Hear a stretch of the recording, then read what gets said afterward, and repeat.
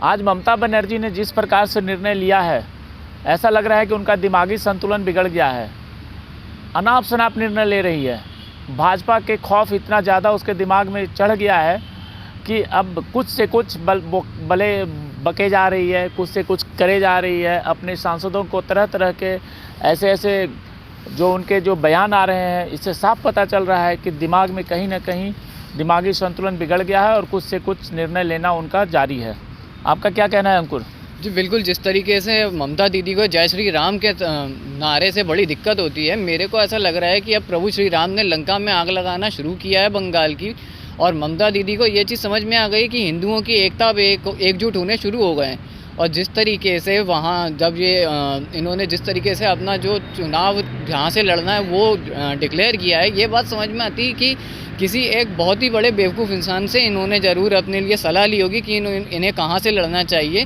क्योंकि आप वहाँ से जाकर के चुनाव लड़ रहे हैं जहाँ पे आपके प्रत्याशी पहले ही बहुत ज़्यादा सक्रिय रह चुके हैं और अब वो भाजपा के समर्थक बन चुके हैं। तो मुझे ऐसा लगता है कि ऐसी बेवकूफ़ियाँ करने से पहले इनको थोड़ा सा अपना मानसिक संतुलन संभाल लेना चाहिए था। लेकिन अगर बाई चांस ये नहीं भी संभाल पा रही हैं तो कोई दिक्कत वाली बात नहीं है। आगे आने वाले समय में जब भाजपा की वहाँ पे सरकार बनेगी तो वहाँ के जो सबसे अच्छे अस्पताल होंगे वहाँ पे ज़रूर भाजपा इनका इलाज कराएगी।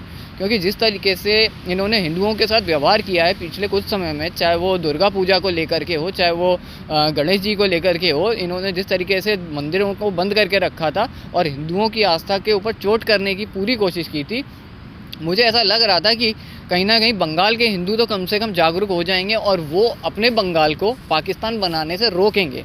एक सबसे बड़ा सवाल एक और है कि कल ममता की सांसद नुसरत जहां ने जिस प्रकार से स्टेटमेंट दिया कि भाजपा कोरोना से भी खतरनाक है, और दूसरा उसका स्टेटमेंट ये था कि भाजपा अगर आती है तो मुसलमानों के लिए काउंटडाउन शुरू हो जाएगा वेस्ट बंगाल में। तो ये कैसा एक शर्मनाक और एक बहुत ही दुर्भाग्यपूर्ण बयान है। तो आपको क्या लगता है इस पर? देखिए, अगर ऐसा ही होता तो भाजपा तो 2014 से केंद्र सरकार में बैठी हुई है। उस हिसाब से तो मुसलमानों की गणना ही खत्म हो गई होती हमारे देश में। अगर इतनी बुरी पार्टी होती, अगर भाजपा को इतना ही बुरा प्रदर्शित करते हैं तो क्या नुसरत जहां ये बात बताएंगी हमारे को कि ट्रिपल तलाक ख़त्म करने का क्या मकसद था भाजपा का?